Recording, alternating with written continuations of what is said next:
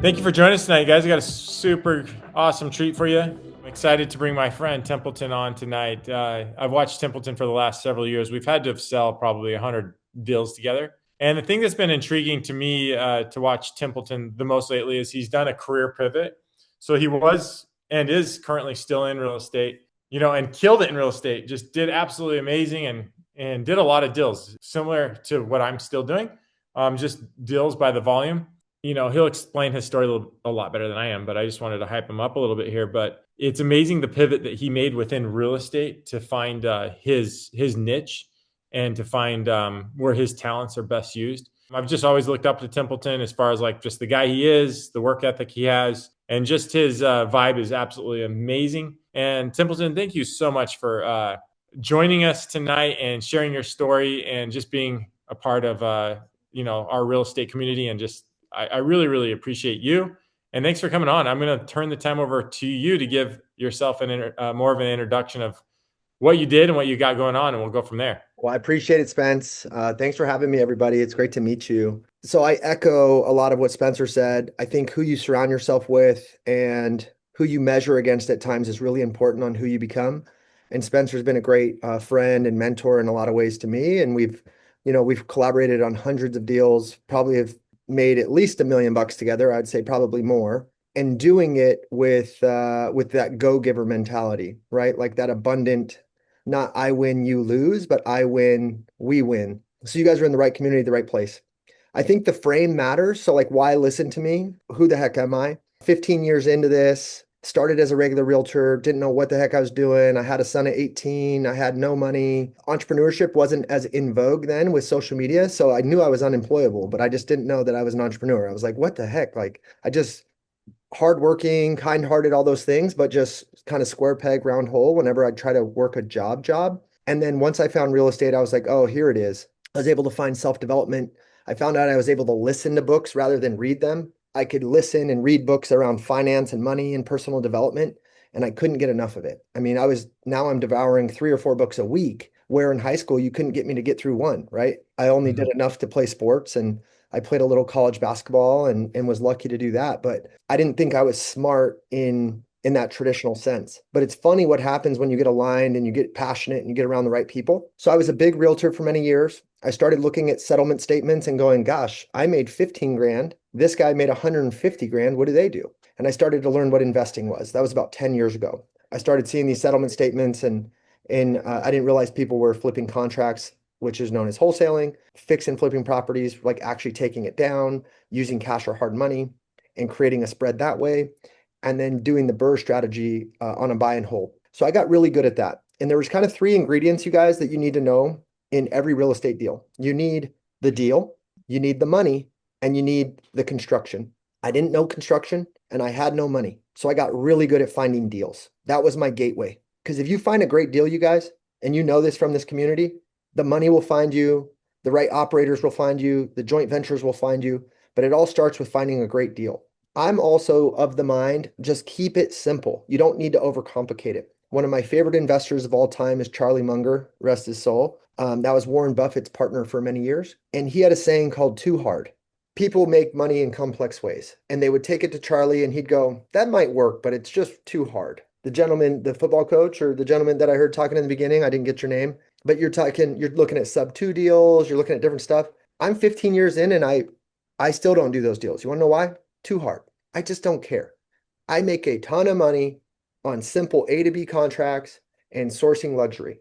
I say all that to say, so I did a lot of volume. At one point, I had a slogan called a deal a day. So I would do a deal a day. I was doing, gosh, 250,000 to 1 million a month of revenue and just crushing it.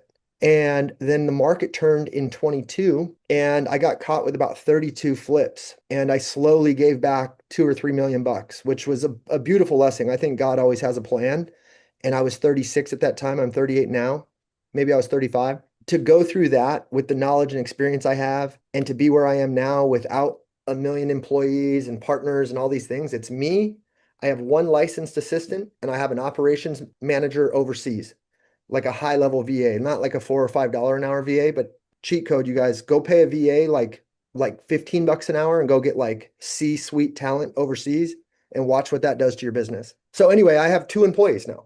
And I don't need to make $250,000 a month just to be profitable. I need to do like one little baby deal and then I'm in the money. And in our business, it's such a blessing, you guys. You can go figure out how to do 2 or 3 deals a month and make a tremendous amount of money. And you do it in a way that I call low noise, high margin. I like businesses that are low noise, high margin. I like relationships that are low noise, high margin. I like experiences that are low noise, high margin. If I want something difficult in my life, I want to seek it out. I want to run a marathon, which I've done. I want to go boxing, which I used to box amateurs. So you're getting punched in the face, not very fun. But it's a great test for life, but I'm choosing that hard. I want to go seek that hard. I don't want hard to find me because I'm lazy or because I'm unwilling to do the work or because I'm unwilling to put myself out there and try things. Low noise, high margin. And in that vein, I got to a certain point where I own 27 houses. I own a commercial building. So I have a lot of rental passive income. And then I'm at a brokerage called Real Brokerage, which we've been in the news lately because we just bought Remax. I have a pretty good social media. My Instagram has allowed me to connect with a lot of people, and I've accidentally grown one of the largest networks at the brokerage called Real. So I'm a top 50 growth ambassador there. And I say all that to say, I freaking have almost 700 agents feeding up into this dividend that I get every month that is more than enough money to pay for my life and my business. So it's a really blessed thing. And I got to this spot, Spence, I don't know if you can relate, and many of you, is like, you start to say, well, why am I doing this? Like, what is it for? Like, what's the actual purpose? And I could not find the purpose anymore in the small deals, in the grind and the minutia. And I said, I don't have to do this. I get to do this. So last year, for the first time ever, you guys, I took 5 months. I sat still. I took naps. I sat in the sauna.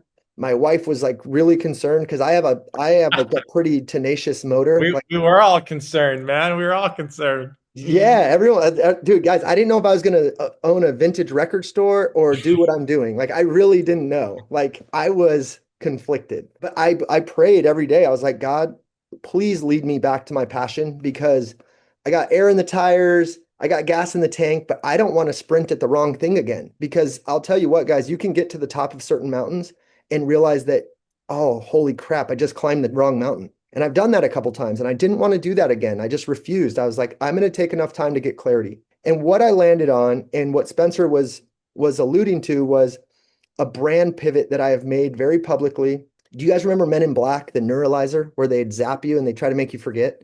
Oh yeah. I have tried to neuralize the internet about wholesaler temp, smaller investor temp, and I made a decision that I want to build custom luxury homes. So I want to go build $5 to $10 million homes. That is going to be where I have 2 ways I make money, you guys. I call it microwave and crock pot. Crock pot money is where I place my capital and I let it grow slowly. And I want to have a really delicious meal once or twice a year on that crock pot money. My microwave money is my active income. And I want to make a lot of active income, but that's quick, right? Like that's wholesale contracts, that's commissions, that's I own a title company, I own the real rev share, I own lending, I own all these things that pay me every month, but I then take the surplus of capital and I put it in the crock pot. So for me, I wanted to go build custom luxury homes, but I didn't want to be a realtor that is selling every home 500, 700, 400, a million, 200, 300. And yeah, I can do 20 deals a month because I do have it in me to do that. But now I got to go sell one of my $7 million builds. And I'm not like really in that world. And remember, I don't have to do any of this. I'm getting enough dividend that I could live. I mean, I'm not rich off of that, but I have enough where my family and I are sustained. So if I'm going to choose to play this game, God, please lead me to the man and the life and the days that I love, that I'm passionate about, where I can serve, where I can be my highest and best use, where I can have impact. And so I just made a decision. I'm going to sell luxury real estate. So that way I have the buyers, the sellers. I am in that world. I speak that language. That is all I do. And when I go to sell one of my $7 million assets so I can go make $2 million on a build, I'm not over my skis. Does that make sense? And Yeah. you guys, this clarity has led to, I made that pivot November. In my career, I think I've done about 1,700 transactions. I probably did 50 homes total over $1 million. And some of those I was the flipper investor. Of the $20 million of $25 million of real estate I've sold in the last 5 months, I've freaking crushed it. 90% of my deals are over $1 million. And it's funny what happens when you focus on what you want. It's funny what happens when you focus on what you're searching for. And one of the best analogies I can give you is I felt like I was an elk hunter. And on every elk hunt, you guys, I'd come home with 20 bunnies. And I'd go, shoot, I forgot I was hunting elk. I was eating good on the bunnies. The bunnies was tasty. Bunny stew was tasty, right? I was darn good at finding the bunnies, but I would never hunt the elk.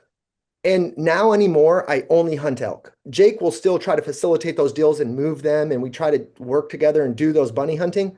I'm just not involved unless I really have to be because my focus is elk. I think it's important to be transparent, so I'll say it on this call, but guys, this month, just in commissions, by the way, that have no risk, coming from the guy that has liquidity matters tattooed on his wrist because I've lost millions of dollars. I made 270 this month.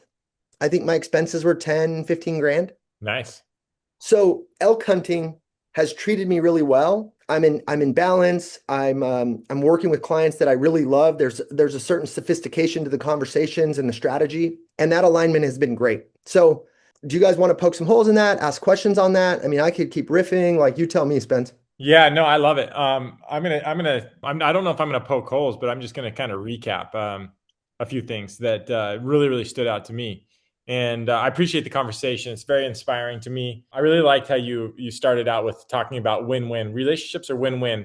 And if you ever think otherwise, you're gonna lose if you're not thinking win-win. So just relationships in real estate are win-win. So if someone else is winning, you win, and vice versa. So I love that. Become unemployable. I love that saying. Thank you for reminding me of that. And that my challenge to all of you is become unemployable. I literally wake up every single morning and think I don't have a job. Honestly, it's like the first thought that comes to my mind. I don't have a job. So I've got to create a job. I got to create income, and I've got to show up. A few other things I wanted to recap real quick. Thanks for mentioning Charlie Munger. That's one of Connor's favorites too. And the two hard principle is just so true. Like I have people come to me almost every day and present something, and it really goes in one ear and out the other ear because it's just for me it's just too hard. Like to make money is so simple. Don't make it hard. Just like you said, low noise, high margin within your businesses, within your relationships, and with your experiences. Also, I love what Templeton says, choose your hard and don't let hard find you. So you go find your hard and don't let the hard find you. Ask yourself every single day, like, why am I doing this? Like, why am I doing this transaction? Why am I starting this new business? Why am I getting in this relationship with this person? Or why am I hanging out with these particular friends or people? Like, are they taking me to where I want to go? Also having the attitude of I get to do this every single morning rather than I have to is part of becoming unemployable, right? And so I've actually never actually heard the crock pot and microwave.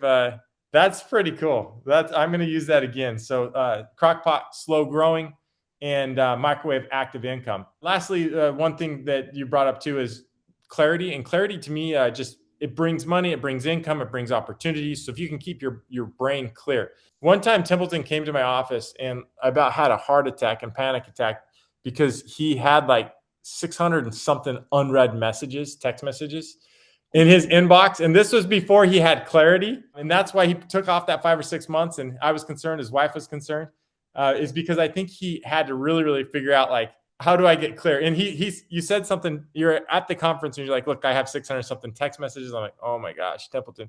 He's like, yeah, there's probably $100,000 worth of money in these text messages too. I'm like, then fricking answer them and get on top of them. And Templeton to me from the outside looking in was someone that was keeping on top of his stuff. And that's why I'm explaining this. That's how I have clarity, is staying on top of all of my emails and all of my text messages, regardless. And I sacrifice a lot for that. I've missed funerals for that. I've missed very important funerals for that. I've missed very important weddings for that. And so I'm sure I'll regret some of these things at the end of my life, but maybe not. I just that clarity to me is just so important to keep on top of my emails, on top of my business, on top of my text messages. It's just so important to me that I'm willing to sacrifice funerals and weddings.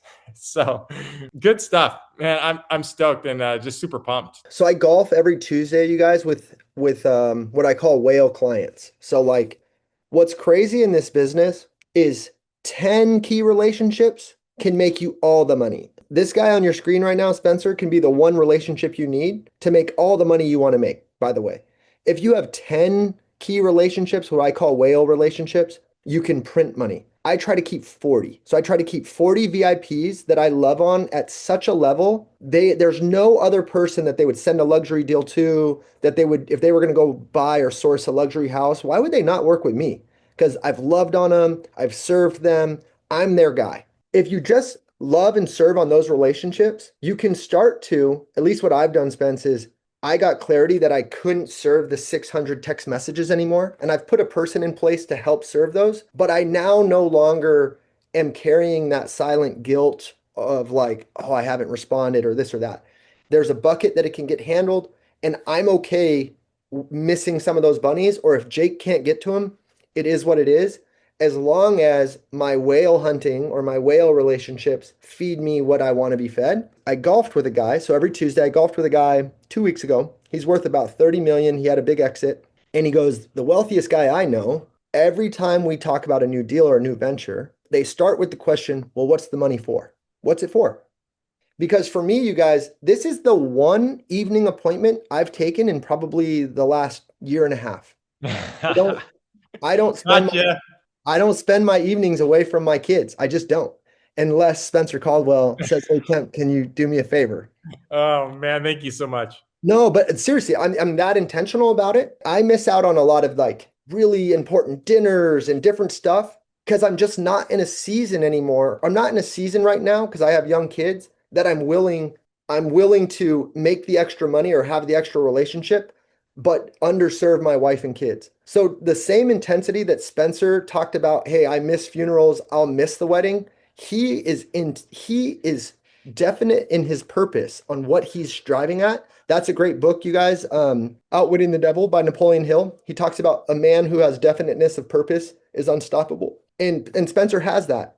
But you can have that same intensity on non-monetary things. It could be on being the best father. It can be on being healthy. It could be on finishing a triathlon. It could be on taking a trip. Whatever it is, if you're definite in your purpose, you're not going to just deviate off that path. And if you have clarity, I'm the type of guy I can see what Spencer's building, and the competitor in me wants to go beat him. I want to go do it better than him. I want to go start Templeton barbecue, right? Like, let's go, Spence. This is I'm a competitor. I want to win. And then I have to remember, Temp, you're running your own race. What is the money for? If I'm making enough money and I'm serving my family, first I'm serving God, I'm serving my wife, I'm serving my children, I'm serving my community, I'm serving myself. If I'm doing that in the appropriate order and I'm making more than enough, then it's okay that I don't have what other people have. They're running a different race. So I would just challenge you guys to be the hardest worker in the room, to miss the funerals, to miss the weddings, if it makes sense for you and you're in the season where you got to go do that. And then I would challenge you, Spence. I think, dude, you've won the game. I think you could open some gaps where you're just as intense on the moments as you are on the deal. Yeah, I'm sure I can. I've got some things to learn. I appreciate that suggestion for sure. Guys, you know what I would say though, and one thing I would love to really ingrain in you, if you're always analyzing, how am I going to do this? Well, you don't need to know how. You need to know who, and you have the right who on the call. If you have a deal, send it over to Spencer and the guys, and they'll tell you where to buy it at. They'll tell you what to do. And guess what? Let them make half the money. Let There them you win. go. Go do that for the next year, 2 years. One of my first mentors, when I didn't know how to wholesale, I brought him every deal. He took half. I made like $250,000 that year. A lot of people were like, dude, he made 250 grand off you. No, no, no, no, no. I made 250 grand while I learned. Does that make Yeah. sense?